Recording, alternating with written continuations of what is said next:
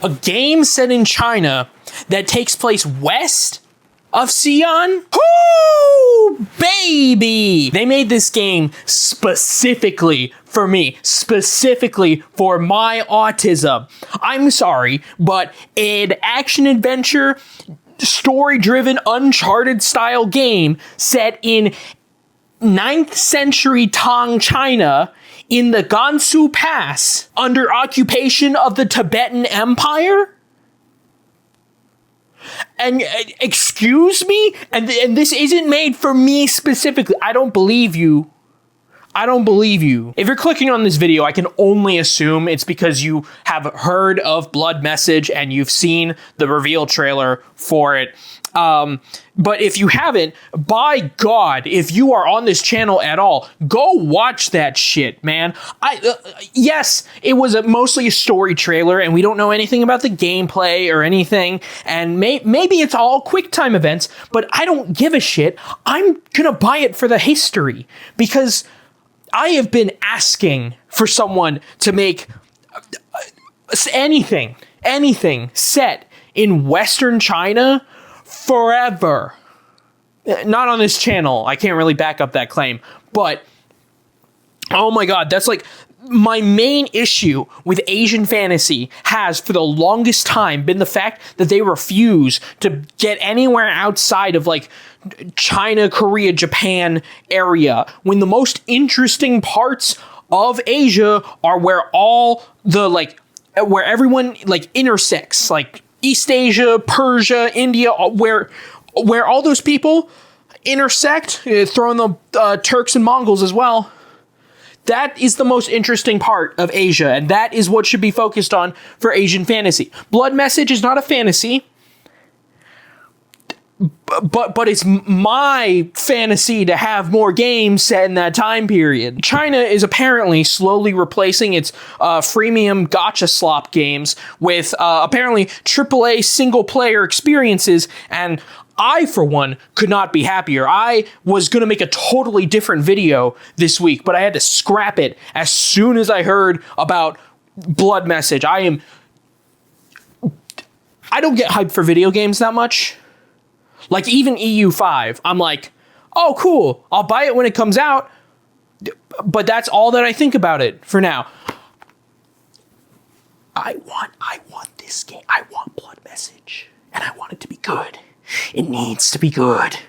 It needs to be good. Black Myth Wukong was great, and now the fucking Middle Kingdom is fucking swinging for the fences again with Blood Message, or Gui Tang in Chinese, which means, which does not mean Blood Message at all, and actually Blood Message is kind of a little bit of a shit translation for what the title means. The title actually just means restoring the Tang Dynasty, but I guess your average person would not have the context for what the Tang Dynasty even is.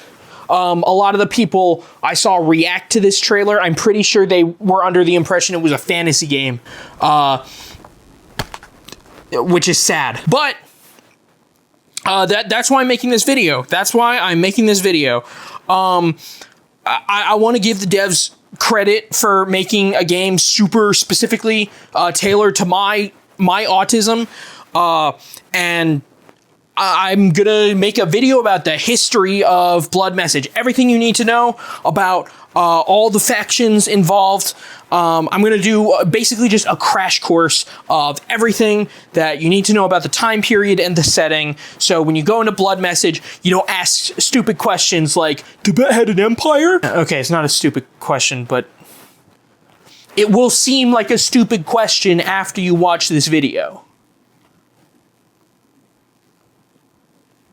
懂了吗? My name is Alexander Hill. As you might have noticed by my face, I am quite familiar with this setting. I'm Chinese. Look at my eyes. I'm a historical fantasy author, and this game is so up my alley, it's a little bit scary. And if you like action-adventure stories like Blood Message with a historical background and Uncharted vibes, you are literally the exact kind of person who would enjoy my novel, Iskander's game, The Shadow of Macedon. That's the pitch, is what it is. It's an Uncharted style thing about uncovering the tomb of Alexander the Great. It also has some urban fantasy elements and some Chinese martial arts, because, I mean, come on, why not? You can buy an ebook or paperback copy on Amazon. But if you're not sold on it, you can read the first 2 chapters on my website for free, and you can join my mailing list to get notified when it goes on sale. All the links for that stuff is in the description. Originally, as I said before, I was going to originally upload a different video. That is Interregnum Part 2. That video is still coming. The script was written and everything, and it was ready to go. And then I watched the trailer for Blood Message, and yeah, now I'm doing this.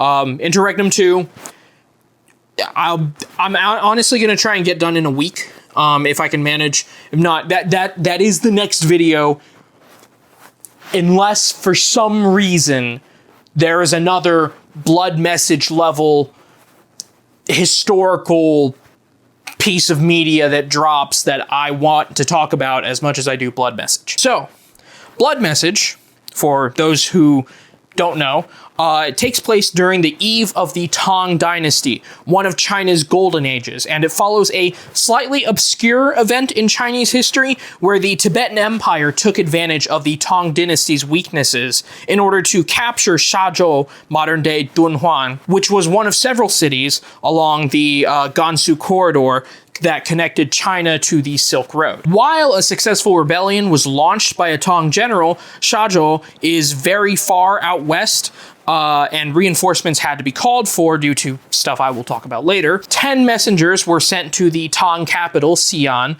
which was called Chang'an at the time, which, if you pay attention to the trailer, they say Chang'an, but they translate it as the Tang capital because no one outside of China and autists know what Chang'an is.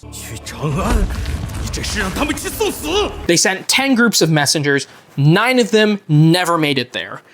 The last one did, and it seems that the protagonist of Blood Message is a member of the last attempt to get a message to Chang'an. One of the reviews I found was actually from Jinshi Huang. Yeah.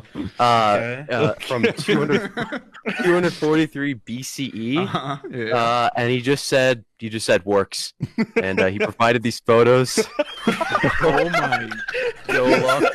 Each dynasty in Chinese history has kind of a specific look to it, since dynasties in China at least typically stuck around for a hell of a long time. The Tang Dynasty was China's second golden age after the Han Dynasty, which was not before the it was not immediately before the Tang Dynasty. The Han Dynasty was like China's Roman Empire. The Tang Dynasty was like, I guess their Holy Roman Empire, but like more, the comparison doesn't really work. Point is, Han Dynasty was really nice, and then after it fell, it was bad for a long time, and then the Tang Dynasty rose, and things are nice again. The Tang rose to power around the early 600s, and this is around the time when Justinian was doing his whole restoring the Roman Empire thing for the Byzantines, and when the Germans were migrating into England, France, Italy, and everywhere, just to give you a landmark to compare it against in Western history. And you can tell that China is experiencing a golden age, no matter what time it is, based on how far west they're able to control.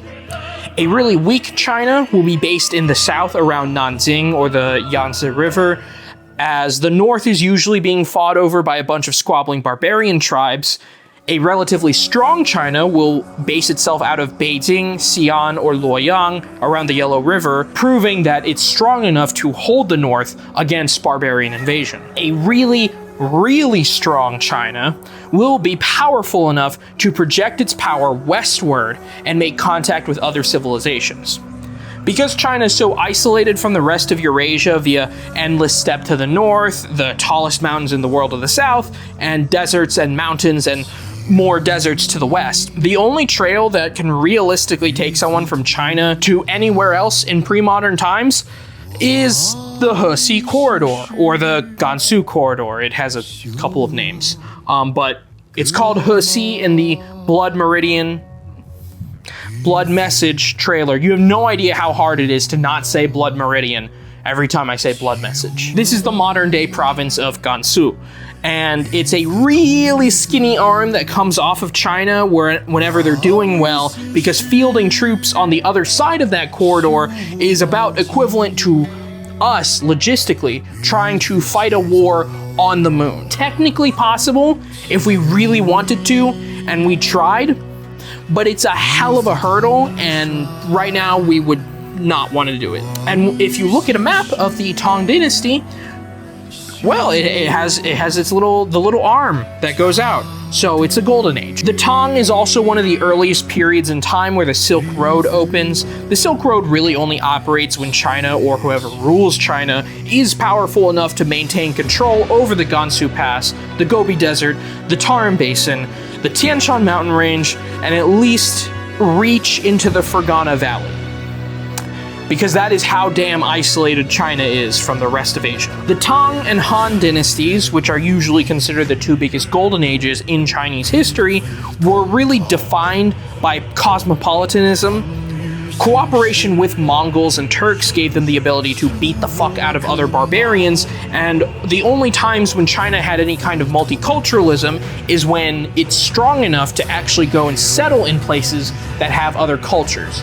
So this is less a diversity is our strength type deal. This is more of a China is strong and we prove that by being able to have diversity.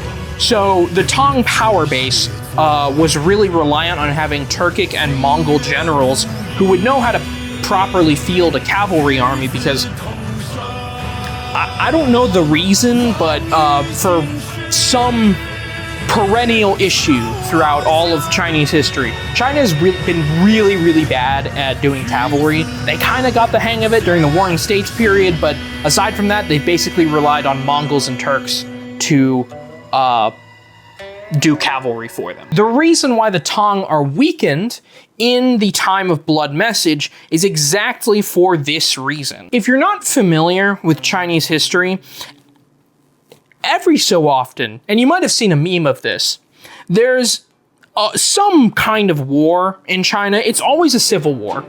Well, not always, but like 9 out of 10 times it's a civil war. Of such massive proportion that it makes the world wars look like another fucking Tuesday, where 1 million peasants will just, casually die over the course of like an hour. Chinese history be like, Golden Jade Emperor Wang Jina leads an army of 100 million troops into Red Dragon Pass against rebel leader warlord the Wok and his army of 1 billion in the War of Heavenly Unification. 40 trillion casualties, civilians eaten alive, minor strategic, decisive, tactical victory. The devastating war for the Tang was the An Lushan Rebellion, which you might not have heard of, but it's at least in the top 10 bloodiest wars in history.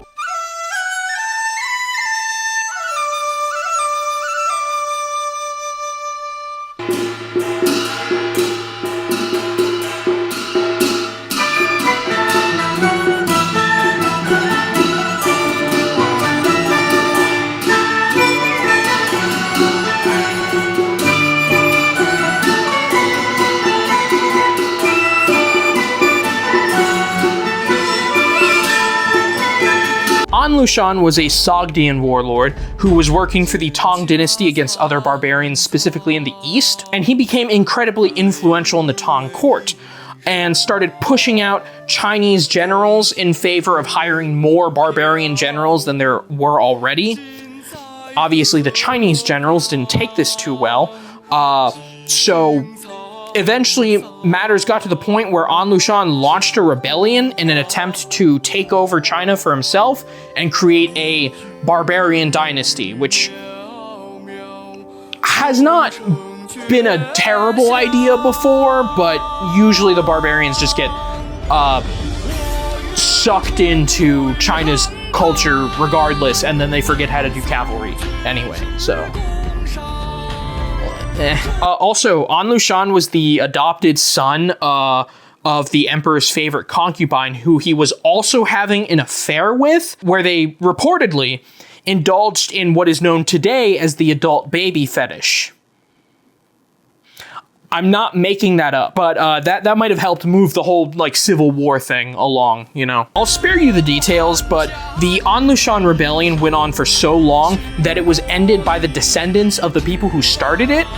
The death tolls for the war range, but somewhere between 13 million at the most conservative and 36 million people died. This is over 1,000 years ago, and those numbers could easily outclass World War I, where 20 million people died. While the rebellion was a failure, An Lushan was maybe one of the most influential people in Chinese history.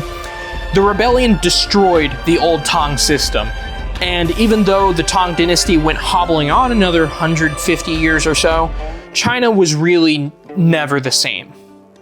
This war also contributed to Chinese isolationism alongside the Mongol invasion, which inadvertently weakened them pretty much permanently from 1300 onward. Normally, when China opens up, China is successful. When China isolates, it grows weak. We actually have a very recent example of this. When Mao kept the country closed and everyone had to fend for themselves, and also, to be fair, a lot of the suffering that happened was because Mao was a fucking crazy person, but closed China was a bad time. But then once someone opened up China to the world and Chinese people were able to start, like, you know, creating their own companies and like interacting with the global market, they became really successful. And now that we might be closing again, it might be that's going to be a bad time for China. Donald Trump, don't trust China. China is asshole. An Lushan and Genghis Khan both traumatized China so badly that they just refused to open after the Tang Dynasty unless they were forced by a conqueror. Every single time, except for like very, very recently. From 1300 onward, anytime China was ruled by ethnically Han rulers, they would isolate because of this rebellion and the Mongol Empire. So yeah, that's why the Tang Dynasty is so weakened at the start of Blood Message. But while all this fighting was going on in eastern China for the An Lushan Rebellion, a totally different player is involved in Blood Message. That being the Tibetans. 在很久以前，仙界有一位与众不同的仙人，名叫哈基仙人。他不像其 You might know Tibet for Buddhism, which is technically, I think, its main cultural export, or you might know it for being the place where China did a little bit of ethnic cleansing before Xinjiang started getting all the attention.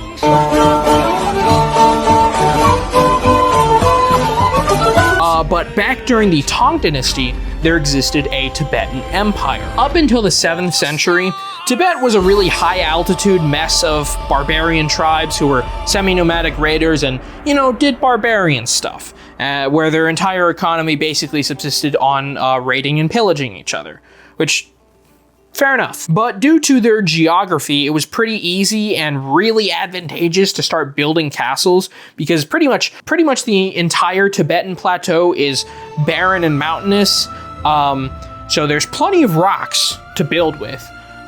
Except all the fertile land in Tibet is concentrated into these river valleys, where if you were to build a castle along said river valley, it would be really easy to project power into the rest of the valley. The Yarlung Dynasty, a series of chieftains originating from the southeast of Tibet, eventually made a small confederation of Tibetan tribes, and the king at the time asked the Tang Empire for a Chinese bride so he could get into that sphere of influence. Although I think he was denied. Out of Lhasa, which is still the capital of Tibet today, the Tibetan Empire eventually managed to swallow up all of the surrounding kingdoms and unified the Tibetan plateau. And this is all fine and dandy, but the Tibetans at this time were not exactly known for, you know, diplomacy or restraint, as the state leaders were super aggressive and wanted to expand as much as possible. They would, at their greatest extent, conquer all the way down to Bangladesh, northern India, Nepal, Burma/Myanmar. Also, the Burman ethnicity is apparently related to Tibetans, and I don't know if it's because of the Tibetan Empire or some unrelated migration event, but that's pretty interesting. But they also went north and hit the Gansu Pass at the edge of the Gobi Desert, cutting the Tang Dynasty off from the corridor to the west. This is where Blood Message begins. The Tibetans take over Shazhou, nowadays called Dunhuang.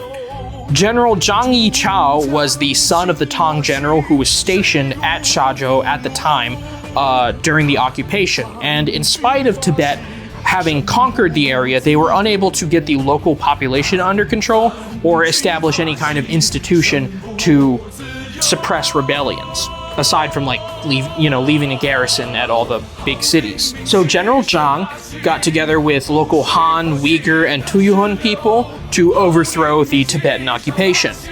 Zhang's rebellion was overall successful, as we see actually in the trailer of Blood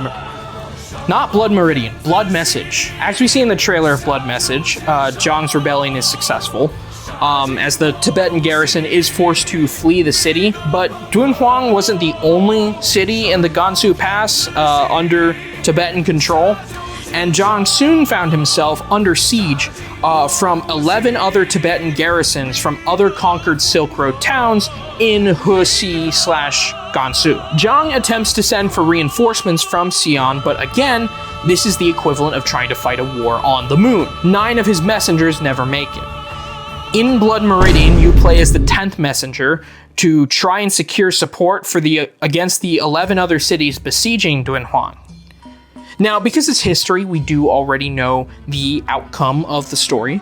Zhang successfully defends Shazhou and remains a basically semi-autonomous ruler of Shazhou/Dunhuang, but acknowledges that the Tang Dynasty is his overlord. That being said, I'm still so incredibly hyped for the game. And I don't necessarily have super high expectations for the gameplay itself, but I will buy it for the setting alone. Central Asia and Western China are some of the least talked about regions in the world in academic history, and it is so cool to get to see it in a AAA game. These are also some of the most naturally beautiful places in China, in my opinion, and I really hope that this game is good, and then if it is good, it gets the recognition it deserves. Because I want more games like this that are unafraid to take a really niche historical time period and just fucking dive in.